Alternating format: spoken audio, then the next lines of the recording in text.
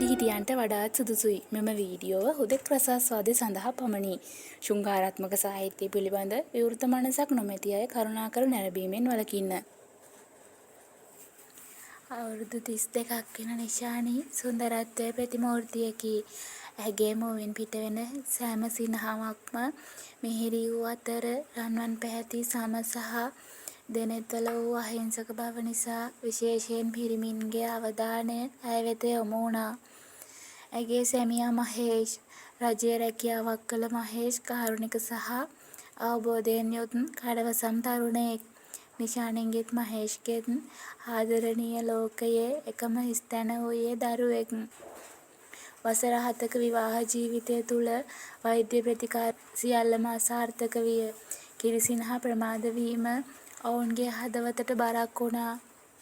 මහේෂ් මට තවත් මේ වේදනාව දරාගන්න බැහැ. කරන්න තියෙන හැමදේම කළා. දෙවියන්ටවත් අපේ දුක පේන්නේ නැද්ද? එක් දිනක් රාත්‍රියේ නිශානි මහේෂ්ගේ උරහිසේ හිස තබාගෙන කීවා, අපි ආයේ මුල ඉඳන් පටන් ගමු නිශානි. ඩොක්ටර්ස්ලාට කරන්න බැරි දේවල් කරන්න පුළුවන් තැනුත් තියෙනවා. ඒ කිව්වේ මගේ යාළුවෙක් ඉන්නවා. අවුරුදු 10ක් බබාලා හිටියේ නැල්ලු. ඊට පස්සේ දේවාලයකට ගිහින් මාස 3කින් එයාලට බබෙක් ඇවිත්. අනේ ඇත්තමද මහේෂ්? අනේ අපිත් කරලා බලමුද? ඔව් අපිත් එහෙම තැනක් හොයලා යමු. අපිත් පූජාවන් කරන්න පටන් ගමු.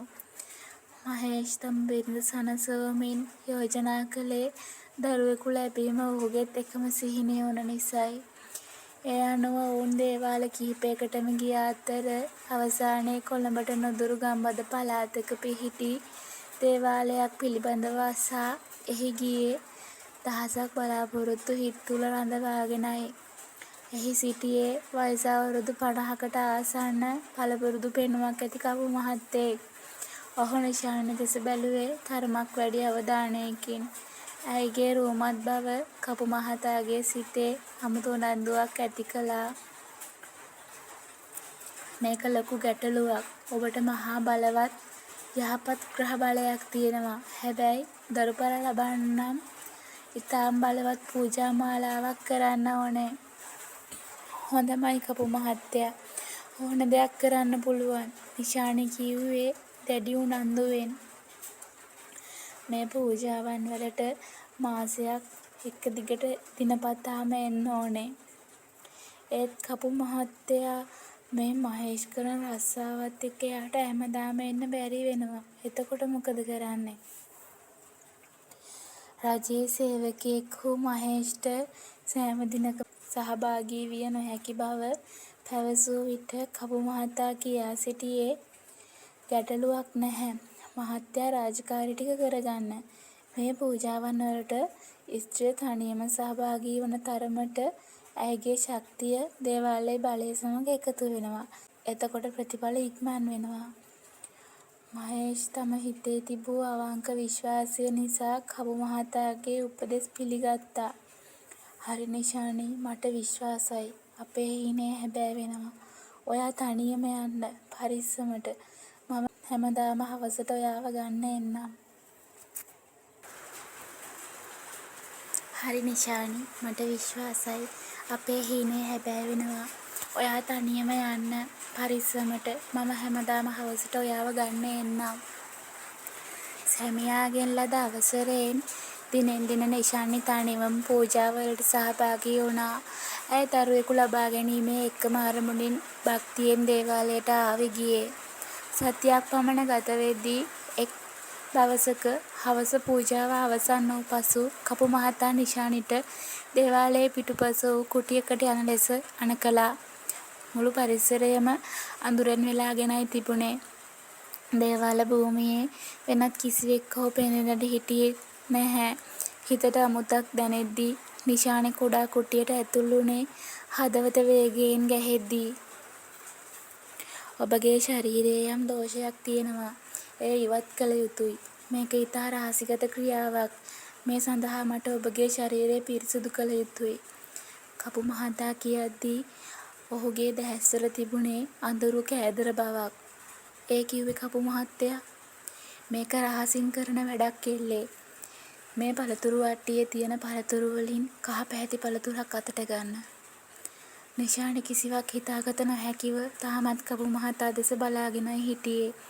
පළතුරු වට්ටියේ තිබුණු කෙසෙල් ගෙඩියක් ගෙන ඒ නිශානිට දුන් කපු මහතා "ඔක කන්න දරුවෝ." විශ්වාසයෙන් අන්ධ වෙලා හිටපු නිශානිට මේ කපු මහතාගේ ඉඟියක් බව වැටහුණේ නැහැ. වටපිට බලමින් නිශානි කටට දෙකට ඒකා දැමුවේ බියෙන් වගේ.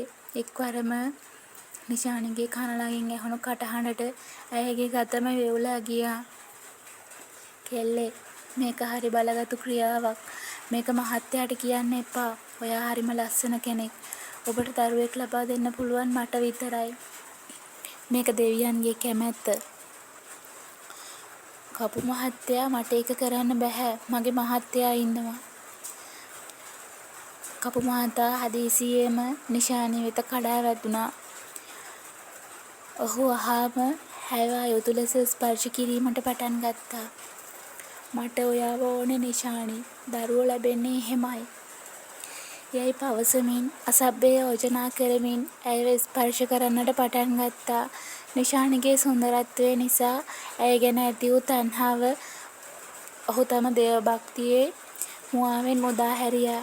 භීතියටපත් නිශානි තවදුරටත් නිහඬ වූයේ නැත. දරුවෙක් වෙනුවෙන් ගොඩනැගූ අධිෂ්ඨානය දැඩි කෝපයක් බවට පත්වෙද්දී "අතහරිනවා මාව. නවත්තනවා මේ වැඩේ. තමුන් කපුවෙක් නෙවෙයි යක්ෂයෙක්. අපේ අසරණකමින් ප්‍රයෝජන ගන්න උඹලා වගේ උන්ට හොඳක් සිද්ධ වෙන්නේ නෑ." නිශානි මුළු ශක්තිය යොදා ඔහුව තල්ලු කර දමා එහා මෙහා වී තිබූ සළුපිලි අතින් අල්ලගෙන කුටියේ දොර විවර කරගෙන තාරපාර දෙසට දිව ගියේ පිස්සියෙක් වගේ. අහම්බෙන් වගේ මහේෂ් වැඩ ඇරිලා එද්දී නිශානිය මුණ ගැහුණේ. "නිශානි, මොකද වුනේ? කොහෙද මේ දුවන්නේ? ඇයි ඔයා මෙච්චර කලබල වෙලා? කියන්න මොකද වුනේ?"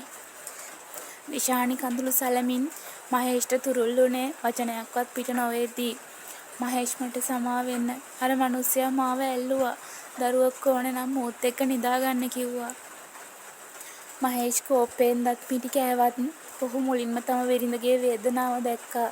ඔහු නිශානිව ඔහුගේ උණුසුම් දෑත් වලින් වට කරගත්තා. "නිශානි, ඔයා බය වෙන්න එපා. ඌ ඒ වගේ නැරුමෙක් කියලා දන්නවනම් මං කීයටවත් ඔයාව මේ ගමන තනියෙන් යවන්නේ නෑ." එහෙම කියමින් ඔහු ඇයගේ හිස අත ගෑවා. "දැන් ඇති නිශානි, අපි මේ දේවල් නවත්තමු. දරුවෙක් එන දවසක එයි. අපි දෙවියන් ගැන භක්තිය තියාගෙන ඉමු. හැබැයි අපි ආයේ කවදාවත් මේ වගේ දේවල් පස්සේ නොයා ඉමු. අපේ ආදරේ නාමයෙන් හැබැයි අපි ආයේ කවදාවත් මේ වගේ දේවල් පස්සේ නොයා ඉමු. අපේ ආදරේ නාමයෙන් මට විශ්වාසයි. ඉක්මනට දරු පැටියෙක් අපි ළඟට එනවා." මහේෂ් නිශානිගේ කඳුළු පිස දමා ඇයගේ මලල තදින් සිප ගත්තා. ඒ සිප ගැනීම තුළ තිබුණේ ලෝකයේ කිසිම දේවාලයකින් ලබා දිය නොහැකි සැනසීමක්. මේ සිදුවීමෙන් නිශානි තේරුම් ගත්තේ සැබෑ ආරක්ෂාව සහ විශ්වාසය ඇත්තේ තම සැමියාගේ ආදරය තුළ බවයි.